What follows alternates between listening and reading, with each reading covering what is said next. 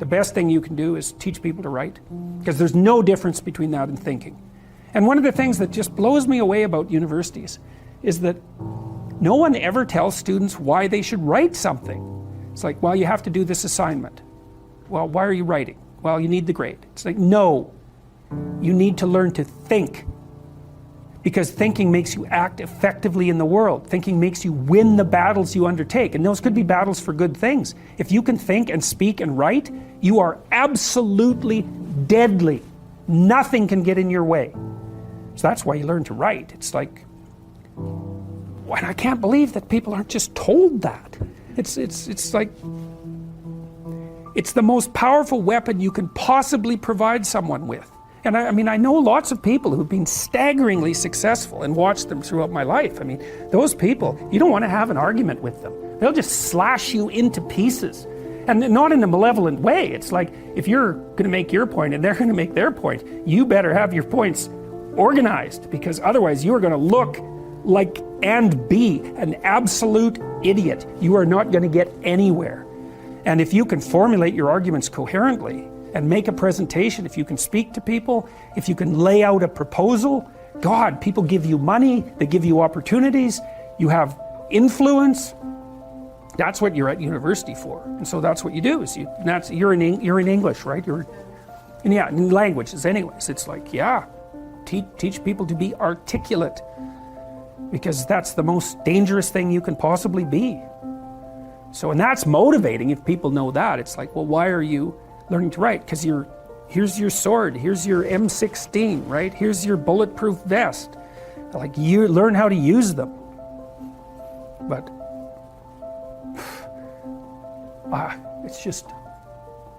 it's an endless mystery to me why that isn't made self-evident. So that's the sort of thing that can drive you mad trying to sort out. It's like there's a conspiracy to bring people into the education system to make them weaker. So I guess that keeps the competition down. Maybe that's one way of thinking about it. If your students are stupid, they're not going to challenge you. The reason that you come to university to be educated is because there is nothing more powerful than someone who is articulate and who can think and speak. It's power. And I mean power of the best sort. It's authority and influence and respectability and competence. And so you come to university to craft your highest skill. And your highest skill is to be found in articulated speech. And if you're a master at formulating your arguments, you win everything. And better than that, when you win everything, everyone around you wins too. Because to transform yourself into, let's consider your transformation into something approximating the logos. It means you shine a light on the whole world. Well, there's nothing more exciting to do than that. There's nothing better you can possibly do. And to think that you're coming to university to be, trained to have a job, it's like, great, that's a hell of a lot better than being unemployed and covered with Cheeto dust while you're snacking away in front of your video game in the basement. But it's not and I don't have anything against video games, by the way, but but it's hardly a triumphant call to being in the world, and that's what university should be calling forth. It's like, God, you people, I know what Harvard students are like. I taught here for 5 years. You people are spectacular. You're spectacular. You're all capable of being world beaters. You transform yourself into something that's articulated and sensible and grounded in history and knowledgeable and wise, man. You can do anything you want, and hopefully anything you want for good. Because if you have any sense, everything you want to do would be for the good, because there's nothing more compelling or meaningful or useful in combating the tragedy of life than to struggle with all your soul on behalf of the good.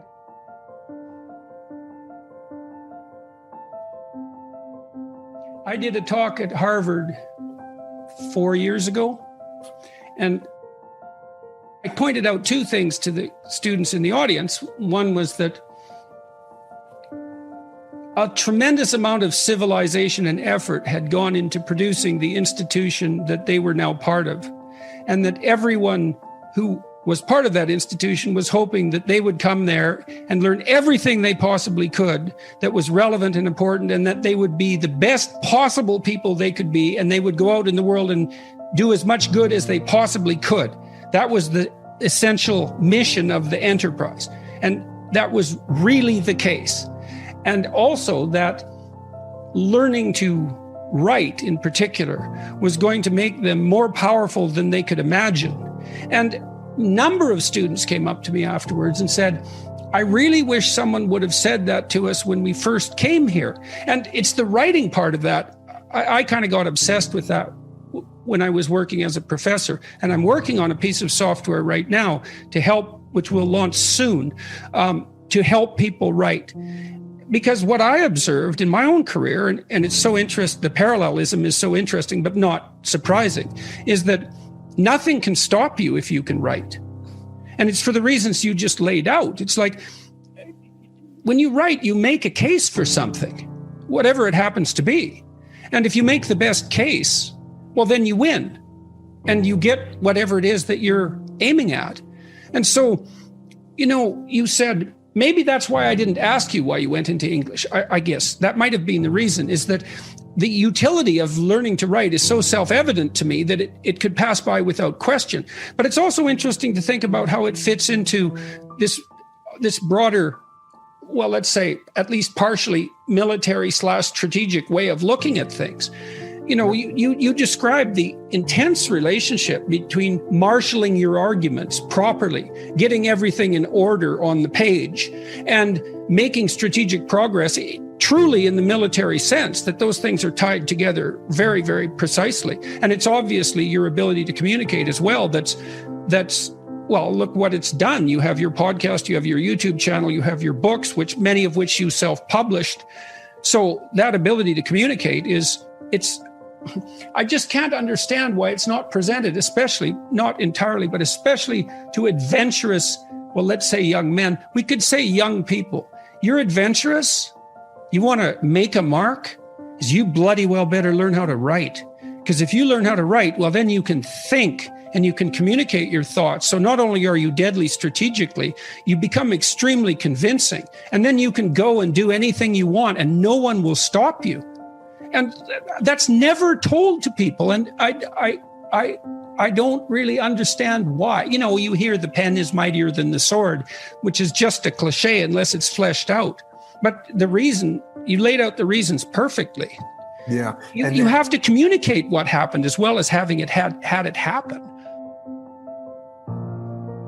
It's upsetting to me, I would say, that young people in particular aren't stringently instructed that that literacy makes them powerful in every way they can possibly imagine, except the absolutely immediate. And so it's just sad to me that it's not sold in that manner. You want to be weak? Stay illiterate. You want to be strong? It's like, put yourself together physically. Fair enough, man. Get brave and street smart. But then you could add some literacy to that and you're an unstoppable machine.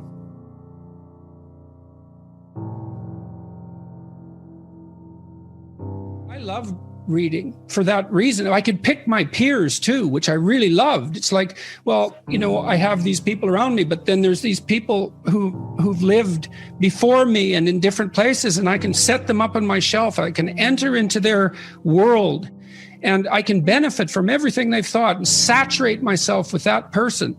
It's very disruptive, especially if the person that you're reading has a mind that's more powerful and more well-developed than your own.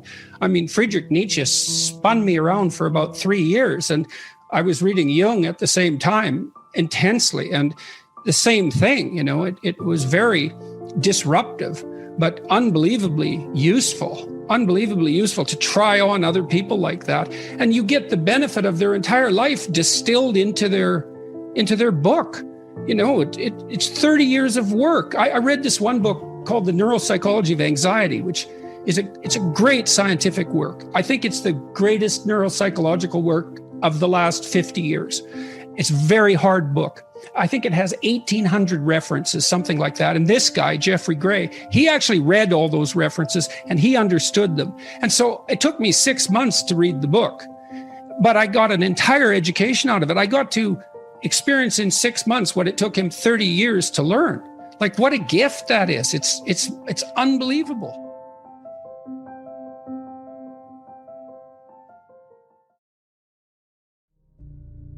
If you're feeling resentful about something, there's a shadow that reveals itself in two ways. One is it's a pointer to your immaturity.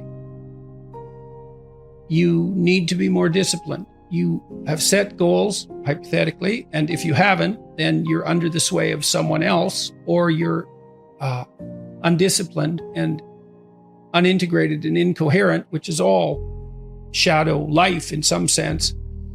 You're pursuing short-term impulsive goals because you haven't thought it through. You're pursuing goals that other people have established for you. You're not pursuing any goals at all because you're too nihilistic to believe that life has any purpose. All that's shadowy, let's say. But maybe you have set goals and now you're resentful about all the work that you have to do in order to acquire those goals, and maybe that manifests itself as a broad-scale critique of social structure. That's immaturity, and so you can delve into that and you can find out where you're still a spoiled child and hopefully take action to rectify that. Or you may find that you're being compelled to do something that violates your integrity, and you need to stand up for yourself and say something that you don't want to say. And then you may have to learn how to incorporate your anger into your actions so that you learn how to say no when you need to say no. And so that actually means that you're furthering your ethical pursuit as a consequence of integrating your shadow rather than deviating from it. Aggression, which can be repressed, sexuality, lust, let's say, which can be repressed. Those things are extremely useful servants when they're integrated into the whole. If you're without aggression and anger and incapable of it, that doesn't mean that you're on a good path and that anger knocks you off it. That can happen, but it's much more appropriate and sophisticated to note that the probability that you're going to pursue a higher good is magnified by your integration of all your emotional and motivational states, even the ones that can cause a tremendous amount of trouble when they're left to manifest themselves in isolation. You're way too agreeable. Well, I would say you could practice saying what you really believe, that you can take a vow to tell the truth. And that will make you much less agreeable. Agreeable people are perfectly willing to sacrifice what they know to be the case to maintain short-term social harmony. And it's not so much that they repress what they think, it's often that they don't even allow themselves to fully realize what they think. So commitment to the truth can make an agreeable person, will stop an agreeable person from being a doormat. I mean, if you're in a relationship and the person is irritating you with something they've done, you might be highly motivated not to say anything about it because you want to keep the peace. You don't want to upset them. You don't want the conflict. That's all characteristic of high agreeableness. But once you decide to tell the truth, then if you're annoyed, you don't get to hide it. You don't get to assume you're right. You don't get to grab the person by the shirt collar and say, look, I'm annoyed and you're wrong. You get to say, I'm irritated about this situation and I need to think through that irritation to find out if I have a problem or if you have a problem, or if we both have a problem, or if it's a different problem altogether. But you can't hide the fact that the problem has made itself manifest. And so if you're agreeable and you tell the truth about your emotional state, that will propel you out of that agreeableness by necessity. With regards to anger, I don't know towards what or how to get rid of it. Well, something a cognitive behavioral therapist might recommend is for a week, and maybe this is already a therapy you've been through, but this exercise is generally quite useful. First, you have to note when you're angry and admit to that. And maybe you have to practice that. So you have to decide, I'm going to pay attention, I'm going to see when I'm angry, and I'm going to admit to it. At least to begin with, without judgment. I'm just going to observe it. I'm going to allow myself to observe it. Then you have to allow yourself to see what angry thoughts you have. And you can ask yourself that. What angry thoughts do I frequently have? They'll likely come to mind, maybe many of them. You can jot all those down. Those are ones you're familiar with. And then you can notice when you're angry, and you can ask yourself, well, what am I thinking right at this moment? What angry thoughts am I thinking? And some of them might be quite shocking. You might also manifest themselves in destructive fantasies. You know, maybe you have a fantasy of grabbing somebody by a shirt collar and pushing them up against a wall, or dumping, hot coffee on your boss, or some impulse towards aggression that might manifest itself as a flashing fantasy. And perhaps one that you're shocked by and don't want to admit. You don't want to admit to the existence of it, but you need to see what's happening first in your own imagination if you're going to cope with it. It's also possible that a fair bit of the anger that you have is actually useful if you could just find out what it is and what it's directed toward. So the first tack is to explore the anger. What gives rise to it? What situations give rise to it? What people give rise to it? What are you doing when it happens? And what is the phenomenology of the anger? How does it make itself manifest in image, fantasy, and thought? And then now you have an anger inventory. Is anger in this situation warranted? What steps do I have to take in order to become less angry? And sometimes that might be an adjustment of an internal psychological adjustment. Sometimes it might require changes in the world. Maybe you're in a relationship that's oppressive, and you have been for a long time. And the way to fix that isn't to adjust your attitude, although it could be, but it might be that it's time to get out of the relationship. And so, differentiation. When are you angry? What elicits it? Why are you angry? Who are you angry at? What are the nature of the angry thoughts? What are the nature of the angry fantasies? All of that. You have to get that out where you can see it. And you have to walk through it. And you can do that by yourself. You can do that while writing.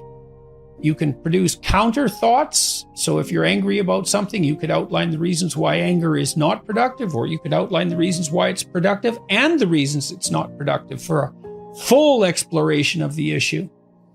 So then I would ask you too, if you're angry all the time, are you depressed?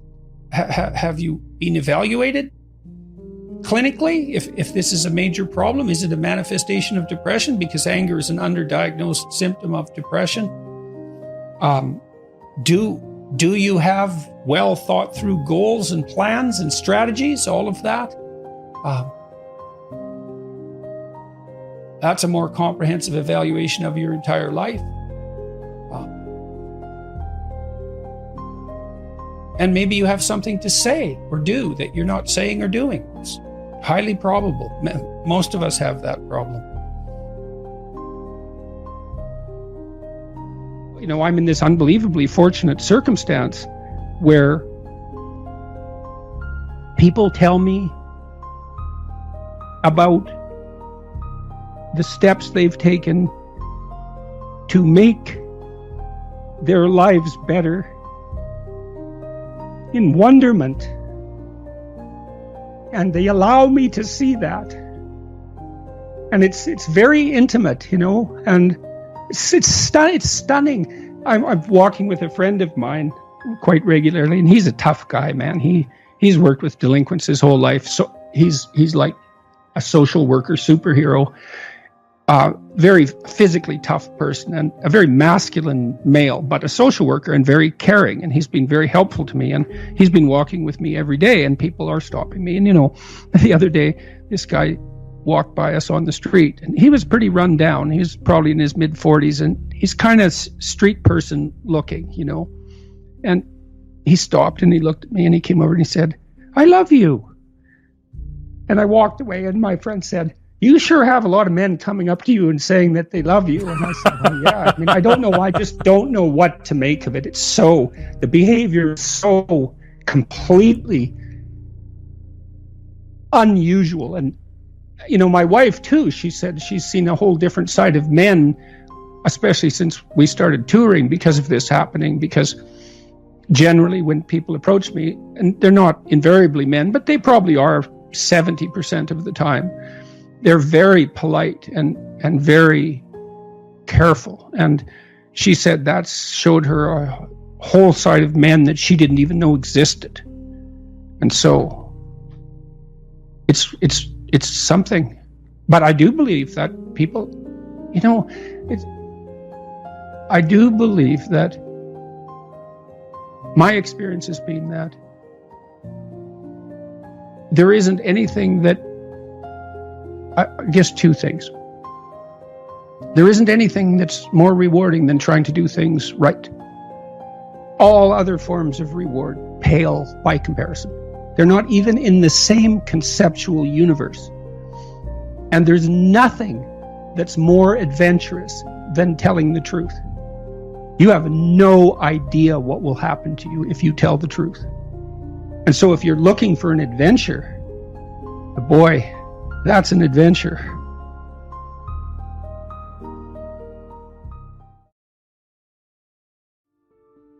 A fair bit of both of my last two books, but I would say particularly the last one, Beyond Order, the new one, is what would you say, encouragement to people to watch themselves, to pay attention, not to think, but just to watch. It's like, and so one chapter is called, I think it's chapter 5, is called Do Not Do What You Hate. And what does it mean? Well, it doesn't mean, geez, I hate getting up at 8 o'clock in the morning to get ready for work. That just means that you're not very disciplined, you know, or maybe that it might mean something deeper. But I'd start with lack of discipline before, you know, rearranging your whole life. Because you might say, well, I hate getting up at 8 o'clock in the morning no matter what I'm doing, and then it's not your job. I don't mean don't do difficult things. I mean, watch yourself, and if you see that you're doing things that make you hate yourself, then consider the cost of continuing. Just notice, because you're reporting to yourself, just like you just said. In some sense, that wasn't a voluntary decision. You noticed that you couldn't breathe unless you discussed this issue. It's like, well, why is that? You don't know. You can't control it even. I mean, you can not do it and pay the consequences, but you can't say to yourself easily, well, that's stupid. I should be able to breathe. Just because I haven't said this thing, that shouldn't stop me from breathing, but there it is. You know, and the wise people that I've read, often associated with the establishment of the Christian church, actually, this seems to be something that was a continual topic of discussion, noted continually that we do things that we can't control, and we're subject to forces that we can't control, and those are forces that are associated with our own destiny, I suppose, certainly our own conscience. You just have to watch. You find out who you are. I'm the person who has to say this. Why? I don't know exactly, but I know that if I don't do it, there's going to be a price. I had like 3 clients, all whose political beliefs, by the way, ranged across a wide spectrum, all of who'd been bullied to the point of breakdown in their workplace. You know, and they kept being asked to do things that violated their conscience. And, you know, partly they didn't exactly know how to, it's not, you should stand up, but it's not that easy. And it's not that easy to figure out when you should do it. But you should do it when, if you're going along with something that violates your conscience, then you lessen yourself. You're starting to pay a big price then. And so at some point you have to think, and this is something I walked through with my clients all the time when they were trying to make a decision. You know, everyone looks at the costs of making a decision, but almost no one looks at the costs of not making the decision. And the reason for that is like, well, you're sitting there right now and the sky isn't falling on you.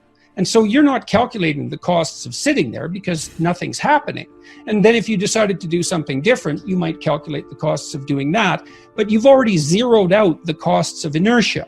But they aren't zero. There's no zero cost. There's risk here and there's risk here.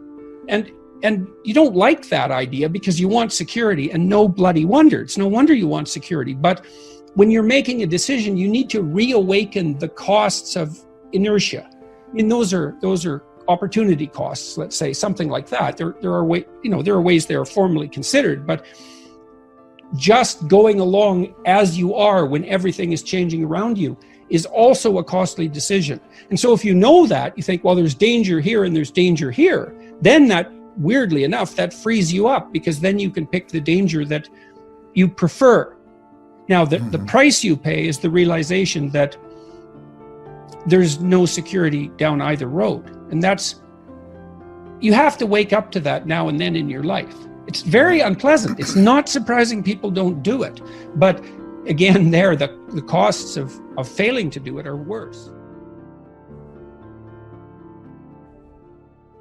You know, in chapter 11, which is do not allow yourself to become deceitful, arrogant, or resentful, it's kind of a summary chapter of everything I've ever written, I would say. I kind of outline the reasons why people become deceitful, arrogant, and resentful. And we have our reasons. It's in some sense, it's a miracle that it doesn't happen all the time. And so I say, well, here's the problem. You know, death chases you, you're mortal, and illness will be a part of your life and a part of the lives of people you love. And it will be terrible, maybe beyond your imagining. You're stuck with that, man. And culture, there's a tyrannical aspect. It crushes you and turns you into a cog and maybe destroys the best in you to some degree. You're stuck with that. And then Christ, you're just a massive contradictions and trouble. You can't get yourself organized. You're doing all sorts of things you don't want to do and not doing the things you should do, and, putting obstacles in your path just so you can trip over them. Well, there's the landscape. Well, why would you turn to the dark side, let's say, in the face of that? It's like, no wonder, obviously. But it doesn't help. It seems to make everything worse. So, and it doesn't seem, if you're objecting to the fact that things are bad, it doesn't seem that making them worse is a tenable solution. It's an attractive solution at times because people think deeply. Oh, to hell with this. It's so awful that I'll just add to the misery out of spite. And man, if you don't see the compulsion of that argument, either you're not, I don't know, maybe you're fortunate. You're sheltered. Maybe you're saint-like. That would be good. But it and you see this in clinical practice all the time. Voluntary confrontation with what is threatening and unknown tends to be curative. And not always. There are mistakes people make. So for example, you often see these trauma teams rush in to talk to people just after, say, a mass shooting or some kind of terrorist attack. And it does not help people to have them review the trauma that they're currently experiencing. Not unless it's problem solving oriented. It can just make it worse. But if it's an old memory, well, then voluntary recall and explicit reformulation seems to be useful. Or at least it's better than anything else we know. His proposition was that every ideal is a judge.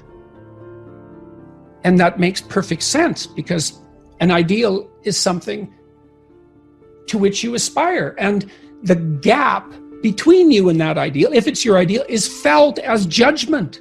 And so that's one of the reasons people are very afraid to have an ideal, to make it. That's why I wrote, do not hide things in the fog. It's like, well, you should lay out an ideal. You should pursue an ideal. Why wouldn't you? Well, when you make your ideal explicit, it turns into your judge.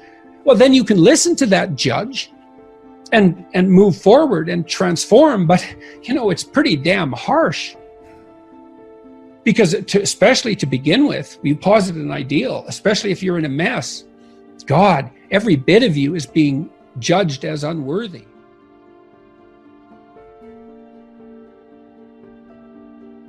One of the things that you wrote was really powerful for me to read, because to me, I think it described my snitch, my round chaos, that thing that I'm seeking underneath the games that I'm playing. And so I'm going to read this little snippet here. Who could you be? You could be all that a man or woman might be. You could be the newest avatar in your own unique manner of the great ancestral heroes of the past. What is the upper limit to that? We do not know. Our religious structures hint at it. How would someone who determined to take full responsibility for the tragedy and malevolence of the world manifest itself? The ultimate question of man is not who we are, but who we could be. That's it for me. I mean, for me, I read that, I was like, yep, that's it. There's the snitch with its wings and its golden, mercurious allure that I'm really chasing underneath all of this. And I enjoy all these other things, but who could you be? Exactly. You see that in children. I watch little children play, and what they're doing, they're attempting to grow forward, but they toy with identities. My little granddaughter, I wrote about her in this book too. It's so funny watching her. She had Pocahontas, the Disney movie, and she had a Pocahontas doll, and she watched that movie a number of times. And then it's been a year now. She's only 3.5. For a whole year, she has two names, Scarlett and Ellie. And one's her middle name, but she's called one or the other, and seems to be perfectly comfortable with both. If you ask her if she's Ellie, she'll say yes. And if you ask her if she's Scarlett, she'll say yes. But if you ask her if she's Pocahontas, she'll also say yes. And then if you ask her if she is Scarlett, Ellie, or Pocahontas, she'll say she's Pocahontas. And she's been insisting on that for a whole year. And so she's playing out this role. I don't know how much of her imagination is devoted to it, but enough for this that's, if you're, how old are you? 40 something? Just turned 40. Yeah, okay. So, imagine that you had a fictional identity for 15 years. That's approximately the same relative length of time. And the kids, they weave up a fantasy world, and then they play out an identity in that. And then they weave out another fantasy world, and they play out an identity with that. And they shape that identity by their interactions with other children and adults. And hopefully they find an identity that suits them, that other people also accept. Because your identity has to be something that other people accept, or it isn't going to work for you. But that's all part of this exploration of who they could be. It's the play is, in fact, the exercising of that realm of possibilities.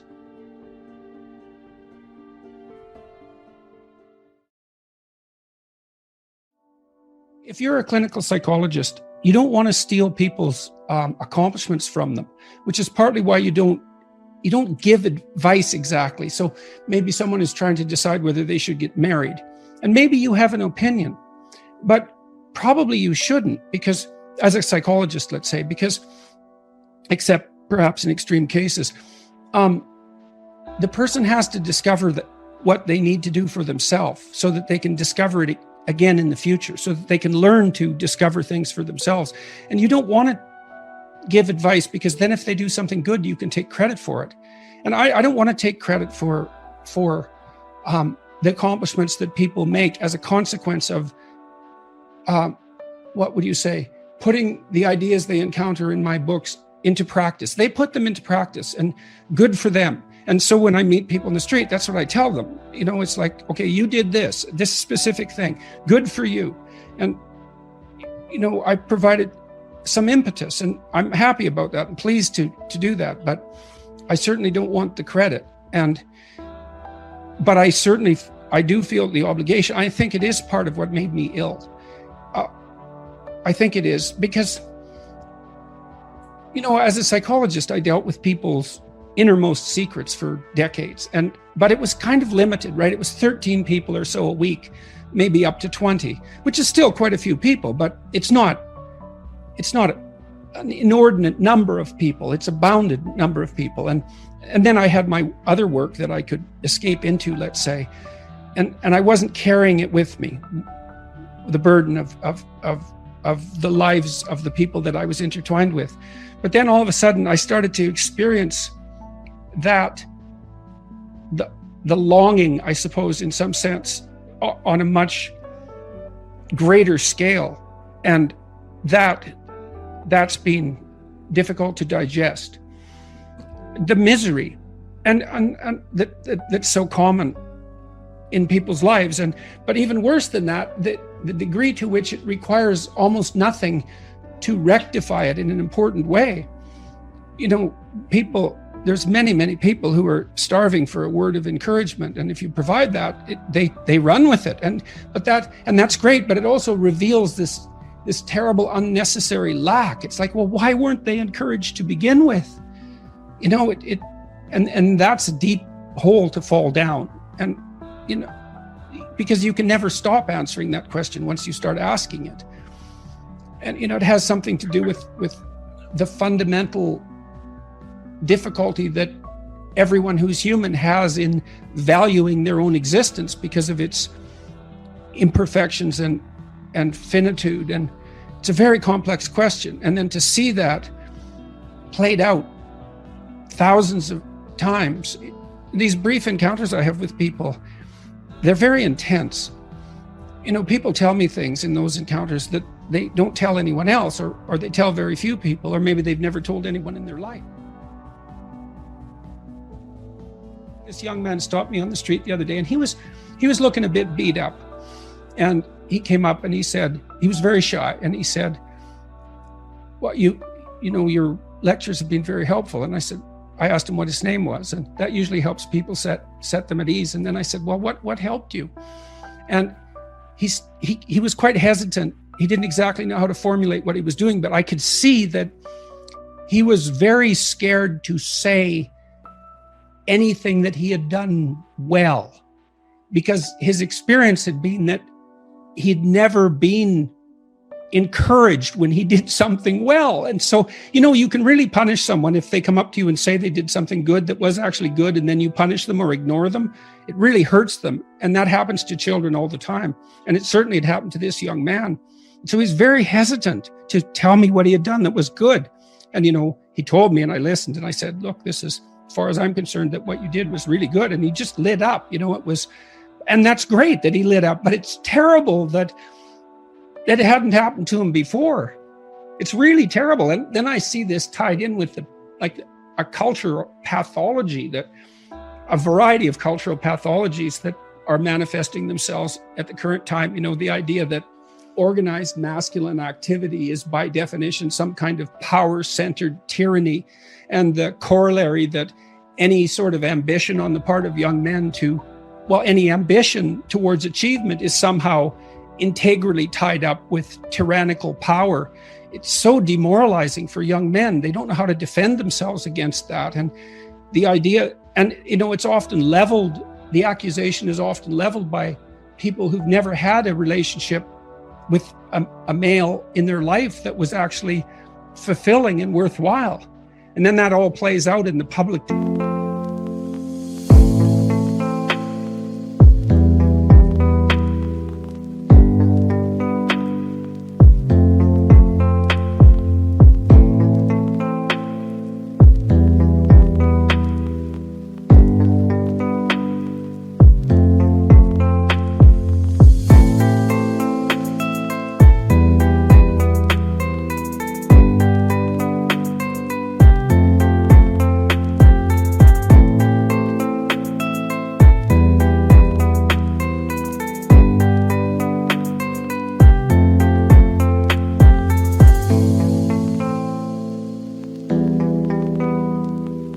Domain. It's really awful to see, and I can see it. So it's hard to see that. I mean, I'm thrilled that I am in a position to do something about it. It's so great. That's something else I can tell people now too, because you say, well, what should you do with your life? And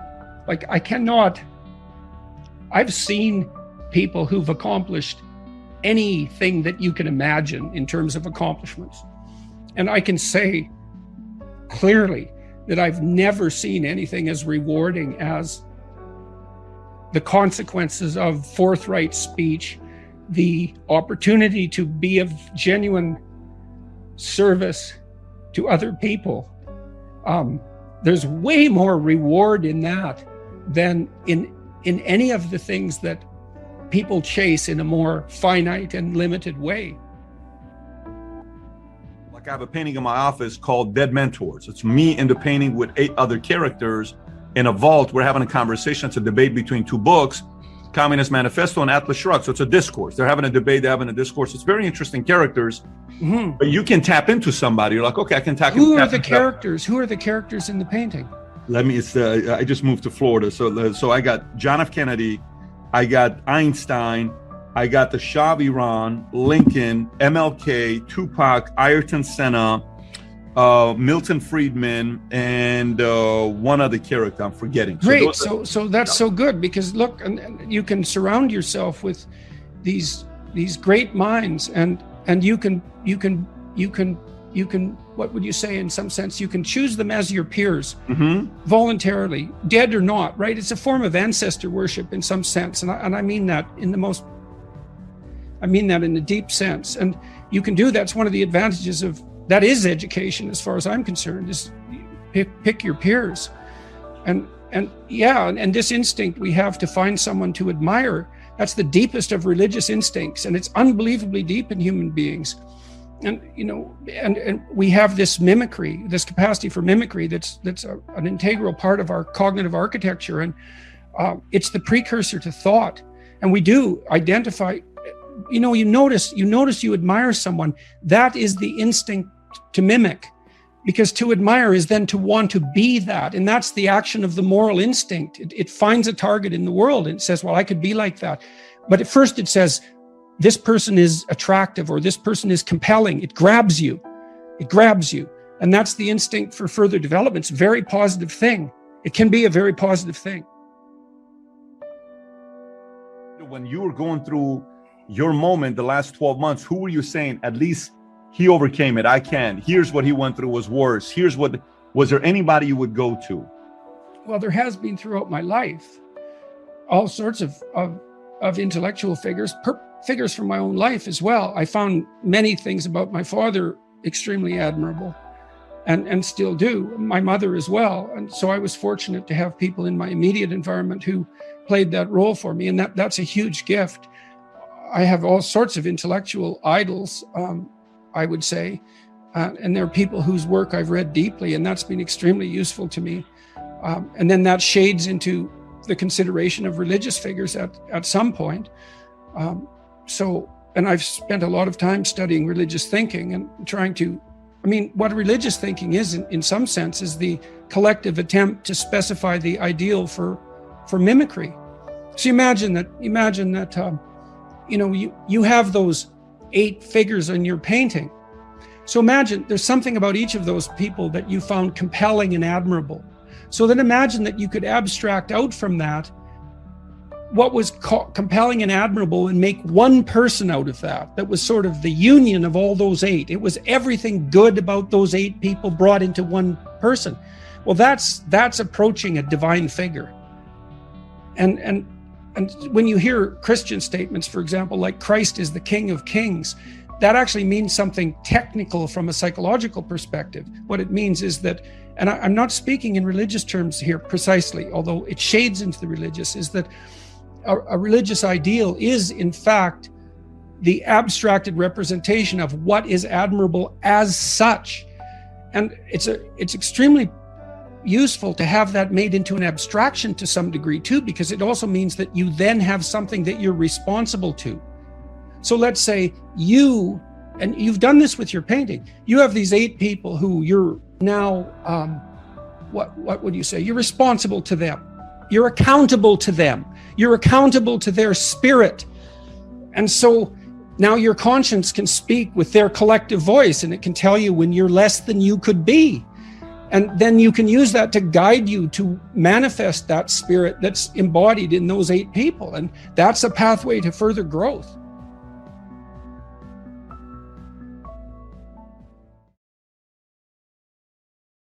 To stand up straight with your shoulders back is to open yourself up to the world. You're not in the defensive crouch of a prey animal, technically speaking. And that is the circuitry that's governing posture. It's prey versus predator, or something like that.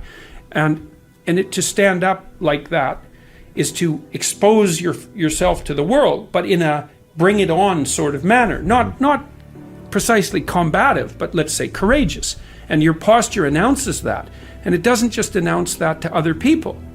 It announces that to yourself. And it can be one of those things that can start a virtuous cycle occurring, which is partly why it's taught in the military. You get these guys that come in, they're all slumped over, they don't know how to stand up, they're looking at their feet, their necks are bent, like even if they're good-looking men, they don't look good because they're all crunched over. You see people like this on the street all the time. They could be perfectly attractive, except they're completely huddled in. They need to stand up and stretch themselves out, and then they can breathe too. And that's a competent stance. One of the things that the critics of the modern West don't understand about hierarchies is that, first of all, they're everywhere. They're inevitable. If you're going to have a distinction of value between things, you have a hierarchy. And if you don't want to get rid of the distinction of values between things, because then you don't have anything to do. That's foolish. You can't live that way. So I say, well, the hierarchies are based on power. It's like, no, they're not. They're based on competence. And there isn't anything more powerful than competence. But power isn't tyranny. It's not brutality. It's not threat. It might be the hint of all those things. Because I don't think you can be fully competent without being able to hint at those things. But hierarchies in the West are fundamentally based on competence. It doesn't mean they're not flawed, because we miss the mark lots. And there's lots of reasons why perfectly competent people don't attain the position that they deserve and that they should have for their benefit and everyone else's. The hierarchies are tainted by corruption, but fundamentally they're based on competence. So like if a lobster gets defeated in a fight, then he's statistically more likely to lose the next fight than you would guess from a tally of his previous victories. So that's the first thing. If you lose, you increase your risk of further loss. But if you win, you increase your risk of future gains. That's a very important principle. It's a crucially important principle. It governs life. But yeah, if you take a lobster and he gets all defeated and he's off pouting and won't fight anymore because he's, having a bad day, and you inject him with serotonin, essentially give him antidepressants, it's the same thing, then he'll straighten up and he'll go out and have another scrap. It's like, and I read that, I don't know, it's probably at least 10 years ago when I was reading about, the neurophysiology of these neurochemical systems. That's why I got onto it. It was another thing that just blew me away. I thought, really, you're kidding? That circuit is that old? It's that old? That's way before there were trees, eh? Yeah. That's how long ago that is. And so hierarchy is a patriarchal construction. How about no? How about that's wrong? It's seriously wrong. Right? So one of the things I've suggested to my viewers, this is the men in particular, but not just the men, you should be the most reliable person at your father's funeral. That's a good goal, man. That's a good goal, because everyone's broken in a situation like that. And you adding to that brokenness and misery, you're going to be grieving, like no doubt about it, and no kidding. But there's a time to step forward with some character, and it's the same thing. You're going to be at someone's deathbed. You're going to be quibbling with your siblings while you're doing that? While your parents dying? It's like, it's bad enough that they're dying. That's tragedy, right? But you can turn that into hell, no problem. You just get a bunch of people with no character around a deathbed, and it's like, well, it's bad enough, but that turns it into something like hell. And that happens in people's lives all the time. It's like, character is everything. So, and that's why the wise people of our past tradition insisted upon that. They say, well, don't lie. Well, why not? Well, it destroys your character. Well, so what? Well, then you turn suffering into hell. Is that what you want? Maybe, because people will want that. But I would say, walk away from people like that, right? I think we could think about that also in terms of the conversation about meaning that we started to have. It's like, if you win all the time, that's meaningless. Because, and you think, why? Because you want to win. It's like, yeah, fair enough. So why would winning all the time become meaningless? It's because your theory of winning isn't sophisticated enough. Because here's how you win. you play the game to win, but while you're playing, you play in a way so that you get better at the game, right? Because you're going to play a bunch of games. Well, it's even more than that. You play the game to win, but you play it so that you get better at the game. Okay, fine, that makes sense. So you want to push yourself, right? Because that's how you get better, and so you need competition to push yourself. So you need to have the risk of loss, because otherwise you won't do it. But here's an even better way of thinking about it. You play the game so that you don't only get better at that game, but you get better at the entire set of possible games. And that's what you do when you're a good sport.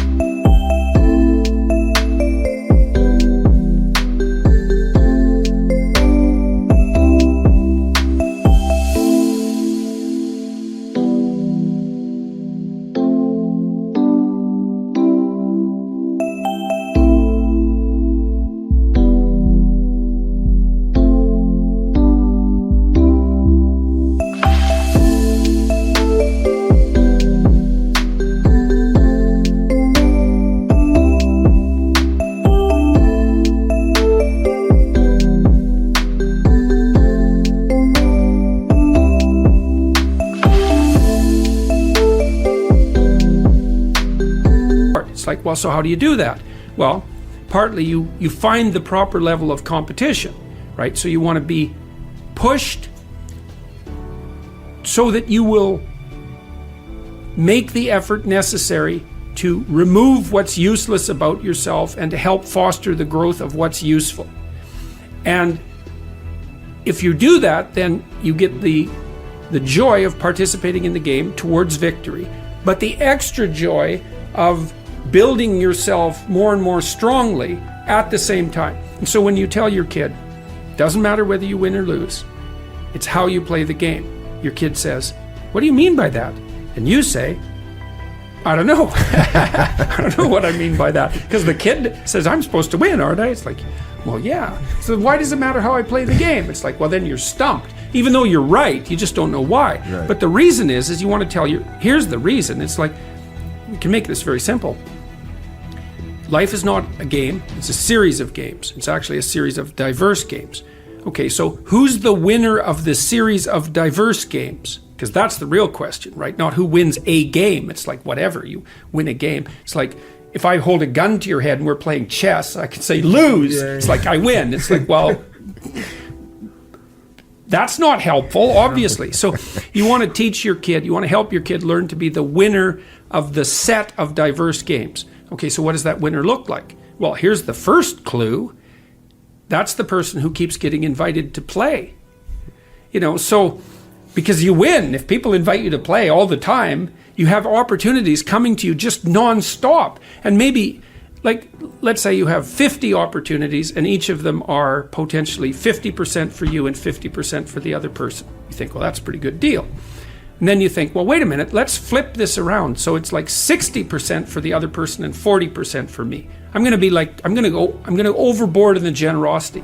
You think, well, then what happens? Well, then instead of having 20 opportunities at every moment, you have like 50 opportunities at every moment. And that's what you want for your kids, is you want all the invisible doors around them to open. And you do that by saying, play nobly, right? Pay attention to your teammates. Pass the damn puck so they get a chance, right? Even if you're the best player on the team, help the people on your team develop. Don't grandstand, right? If you have the opportunity to beat your opponent 20-1, in goals, it doesn't happen very often, but it can, especially when kids are playing. It's like, well, maybe after you're up 7-1, it's like, back off a bit. You don't have to humiliate your opponents. It's because it's what would you say? It's contemptible behavior on your part. And so, you know that because you go and watch a hockey game or something like that, and you watch a kid that really knows how to play. It's like they're playing like mad to win. They're pushing themselves to be better, but they're paying attention to their damn teammates, and they respect their opponents. And you think, well, that's a hell of a kid there. It's like, yeah, that's exactly right. That kid's going somewhere. What you want to do is, for your child, is that you want the best for the best in them.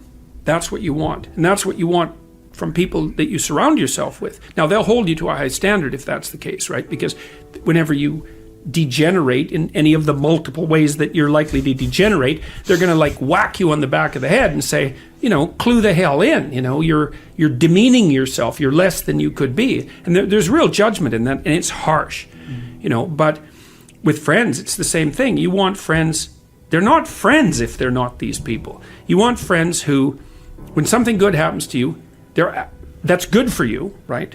They're happy about that. They're not like all bitter and resentful underground and like saying horrible things behind your back and telling you how they did something that was better and trying to drag you down. It's like, that's not helpful.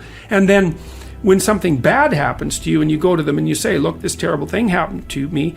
First of all, they don't try to top it with some like horrible thing that happened to them because they don't have the patience to listen. And second, they're not secretly gloating about the fact that catastrophe finally befell you. It's like they're actually hurt by it. And that chapter is an injunction, is like, take a look at the people that are around you. And if they're not on the side of what's good for you, then walk away. Because, well, first of all, that's best for them too. If you put up with that, all you're doing is enabling it. It's like, well, it's okay that you mistreat me in a way that's harmful to me and everyone else. It's like, actually, no, that is not okay. It's not the least bit okay. That doesn't mean you shouldn't try to help someone when they're down. That's a whole different issue.